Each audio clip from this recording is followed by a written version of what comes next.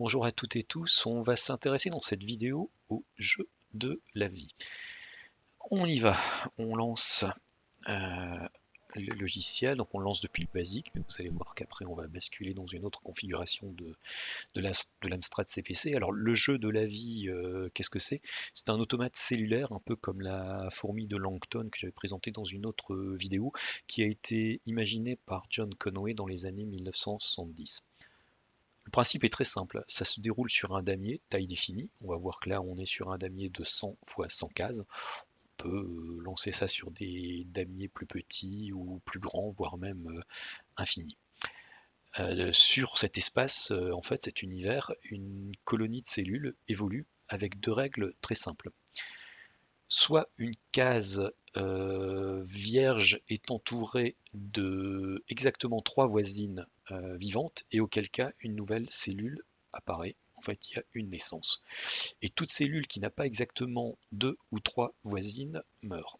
Deux règles très simples, mais vous allez voir que ça génère des choses assez étonnantes. On y va, donc on est sur un CPC 6128+, mais ça fonctionnerait sur un CPC classique. Euh, J'aimerais bien ces vidéos les faire en filmant l'écran, mais bon, les essais que je fais sont pas concluants. Remarquez qu'ici, on est dans une vitesse tout à fait standard CPC, donc sur un CPC hardware, on aurait exactement la même vitesse, et vous allez voir que c'est assez rapide.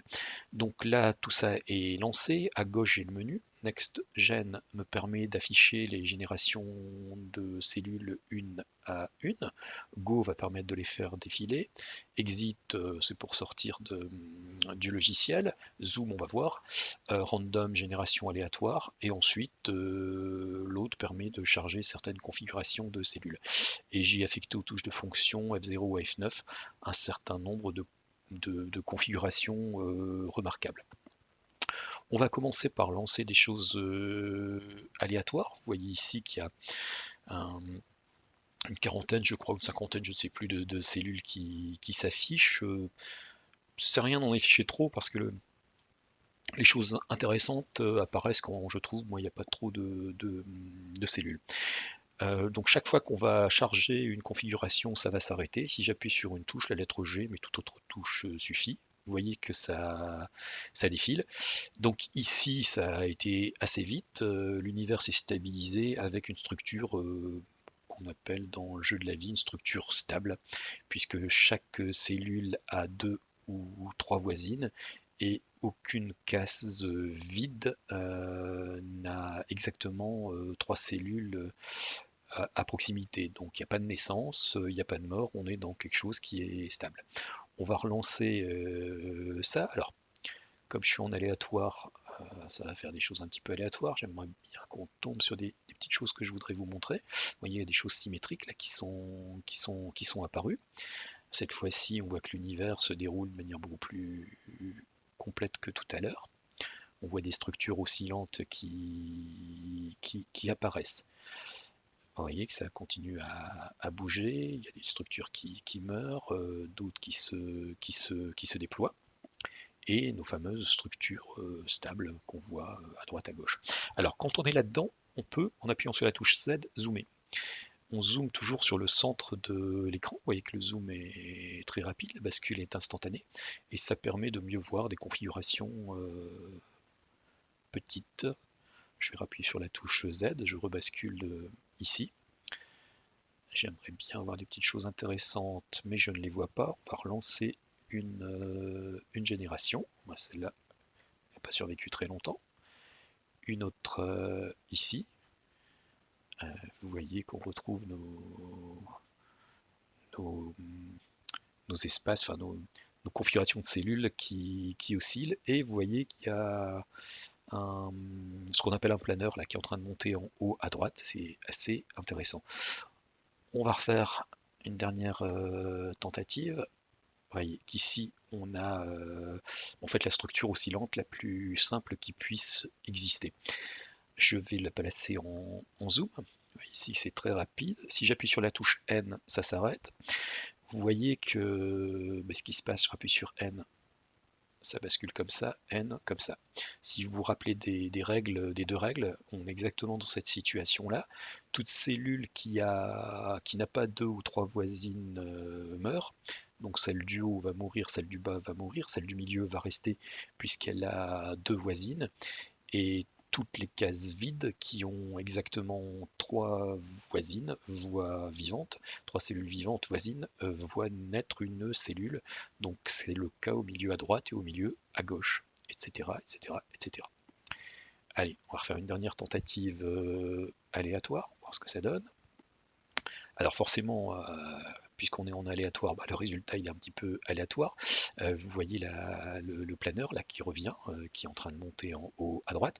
Alors quand on zoome, l'espace affiché est plus petit, mais l'univers fait toujours 100 sur 100. Vous allez le voir ici, si je sors du zoom, le planeur qui est sorti en haut à droite, voilà, il est là. Il continue à être là. Et si je rezoome ici, bah, vous voyez que cette structure là qui apparaît, c'est exactement la même que tout à l'heure. Si j'appuie sur la touche N, j'ai mes trois cellules, ma petite barre de trois cellules qui oscille. Donc on appuie sur N, ça change comme ça. Donc qui dit première génération aléatoire dit résultat aléatoire, donc parfois il y a des choses intéressantes ou des choses moins intéressantes. J'ai paramétré dans les touches de fonction du CPC, hein, de F0 à F9, un certain nombre de configurations caractéristiques. Alors on va pas toutes les montrer, hein, mais je vais vous en montrer deux ou trois. Je prends la première, la F0 que j'ai appelée Bomber.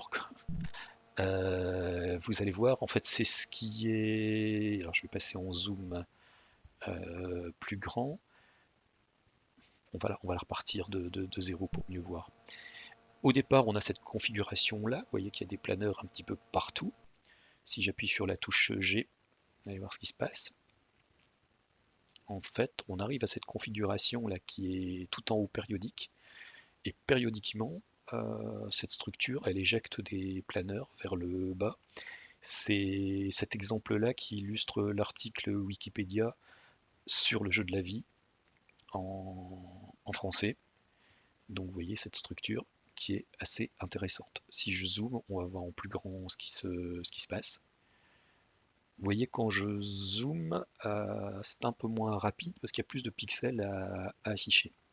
Si je dézoome, c'est plus rapide. Alors, je pense que je ne voulais pas expliquer ça. Le programme, il est en Pascal, mais le cœur du programme, enfin, tout ce qui nécessite de la rapidité est en Z80. Je me suis remis au Z80.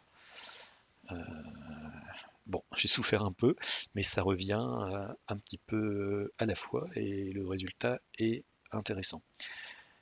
D'autres structures intéressantes, je vais appuyer sur la touche F2, ce sont ce qu'on appelle souvent des vaisseaux spatiaux.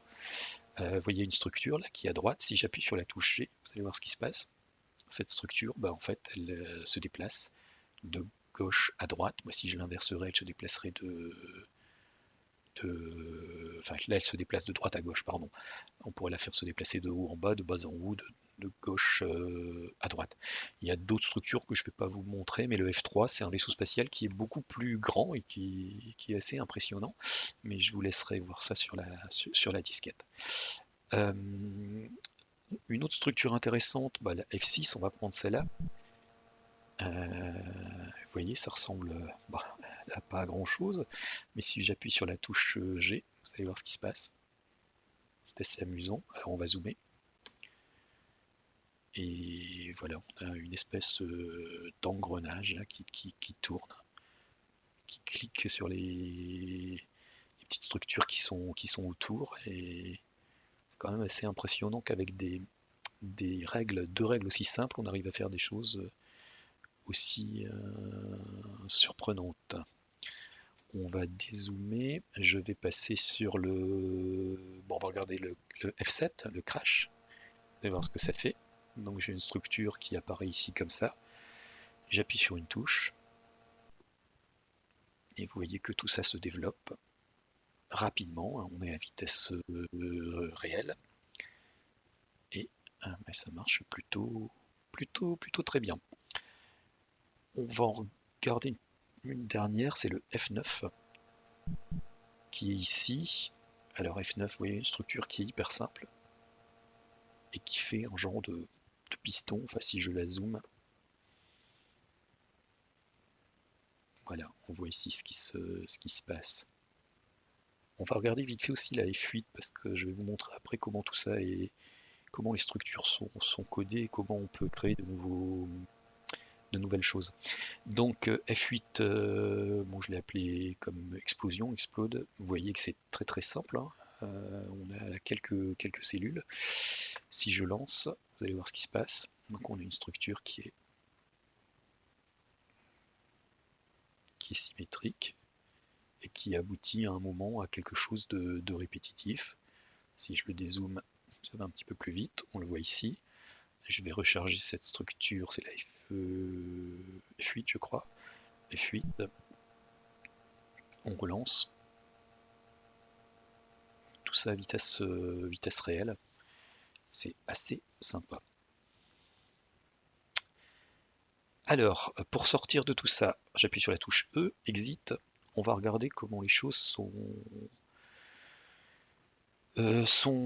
codées. Alors, j'ai des fichiers qui s'appellent .lif comme life, qu'on voit ici. Alors, il y en a certaines qui sont liées aux touches F0, F9. Je ne vous ai pas montré quelque chose, mais en appuyant sur la touche L, on peut charger un fichier en tapant son nom.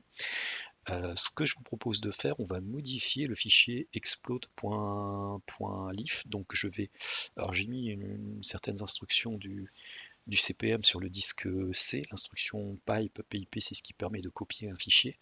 La syntaxe est pipe, je crée le nom du nouveau fichier, on va l'appeler exp.lif. Je vais dire que ce fichier-là, c'est une copie de explode.lif. Normalement, il va me le copier. Voilà. J'ai mis aussi l'éditeur de Turbo Pascal, mais n'importe quel éditeur suffirait sur le disque C. Je vais le lancer. Il est ici, donc je ne vais pas mettre les messages d'erreur puisqu'on ne va pas compiler. On va éditer le fichier qu'on a appelé exp.lif. Il le charge. Vous voyez comment il fonctionne en fait. C'est une structure de fichier que j'ai trouvé sur internet et qui était pas mal utilisée à une certaine époque. Il a l'avantage d'être facile à travailler. Donc le DSP, c'est ce qui positionne cette cellule ici en haut à gauche sur mon écran. Le principe étant que le 0, 0 est en plein milieu de mon écran. Donc moins 3, moins 4, je veux dire que je vais afficher cette structure-là un petit peu au-dessus et un petit peu à gauche du centre de l'écran. Ce qu'on va faire, je vais recopier cette structure ici, donc avec les touches de fonction habituelles, et on va par exemple le mettre, oh pardon, je vais aller un petit peu vite, on va le mettre comme ça. Alors si vous l'utilisez, il faut faire attention au nombre de caractères qu'il y a ici pour lire ce qui va bien. Donc CTRL KD toujours, je sauvegarde. Donc mon fichier s'appelle exp.lif. Je quitte, je relance Game of Life, d'où le goal. Je le relance. Ce que je vais faire ici, alors je vais, avec la touche L que je ne vous ai pas montré tout à l'heure, je vais faire un load et je vais charger ce fichier là que je viens de modifier. Vous vous souvenez peut-être de ce que faisait le premier. Donc je le charge, vous voyez, et forcément, tout à l'heure ça se déployait sans contrainte, ici les deux vont entrer en collision. Donc j'appuie sur G ou sur barre d'espace, peu importe, enfin je pense que ça va rentrer en collision, voilà, c'est en train de se faire. Et on va voir à quoi ça aboutit. Bon, vous voyez qu'il est assez simple de créer de nouvelles générations de structures. C'est toujours relativement symétrique d'ailleurs. Alors, je ne l'ai jamais testé, hein, je ne sais pas ce que ça va donner. Parfois, on a l'impression que tout l'univers va disparaître et puis ça repart. Voilà, on a nos structures là qui se créent. Bon, ça peut durer longtemps, voire très longtemps parfois. Allez, on va s'arrêter là. Je vous, vous testerez comme vous voudrez. Enfin, je pense que là, ça va bientôt se stabiliser, mais c'est pas sûr. C'est très symétrique, hein. Ce qui n'est pas étonnant puisque j'ai mis les coordonnées. C'est marrant parce qu'on a l'impression que ça tourne dans le sens des aiguilles d'une montre. Ah, là c'est en train de se stabiliser, je pense que ça va bientôt s'arrêter. Ou pas. Ah, vous voyez qu'il y a les structures là, clignotantes. Voilà, là on est dans quelque chose qui est stable, avec des groupes de cellules qui sont stables, et d'autres qui oscillent de façon très, très régulière. Eh bien, écoutez, voilà, ce que je vous propose, c'est pas d'aller explorer plus en détail comment ça fonctionne maintenant, je le ferai dans une vidéo très, très rapidement. On va pas regarder tout le logiciel, ce serait un petit peu pénible, il y a quand même quelques fonctionnalités qui sont intéressantes. Je pense à la fonctionnalité qui permet d'afficher des pixels très rapidement, sans passer par le firmware. Je vous montrerai comment ça marche en CPM Turbo Pascal, mais c'est tout à fait aussi utilisable classiquement, voire même dans des RSX en basique. Comment j'arrive à effacer très très rapidement, parce que je vais le refaire quand je clique sur Zoom, il faut bien voir ce qui se passe, hein. Je clique sur Zoom, ça efface tout l'écran et ça raffiche tous ces pixels-là. Vous voyez que c'est quasiment instantané. Donc comment on fait pour pour effacer très rapidement un bloc comme celui-là? Et il y a quelque chose que je ne vous ai pas dit mais qui est assez intéressant et me semble-t-il un peu original par rapport à ce que j'ai vu dans d'autres développements du jeu de la vie en 8 bits, c'est que en fait toutes les cellules sont reliées entre elles par des listes chaînées. C'est-à-dire que chaque cellule là, que vous voyez qui s'affiche sur l'écran contient l'adresse de la cellule suivante. Ce qui fait que quand je recalcule toutes les naissances, je n'ai pas besoin de calculer tous les pixels en fait. Je ne calcule que les cellules qui sont affichées et leurs voisines avec un algorithme qui permet de ne pas calculer deux fois la même chose. Et les cellules, les listes chaînées, c'est un système qui est très intéressant pour faire beaucoup de choses. Bon, ici, j'ai pas du tout regardé comment les autres avaient codé ce genre de choses. Je suis parti de rien. Je me suis dit, bon, on va tester ça. Et puis ça marche plutôt bien. Voilà, bon, donc très bientôt une nouvelle vidéo qui va ouvrir un petit peu le capot, puis regarder certaines fonctionnalités et comment tout ça marche. Mais écoutez, je vous souhaite bonne soirée ou une bonne journée. C'est selon. À bientôt.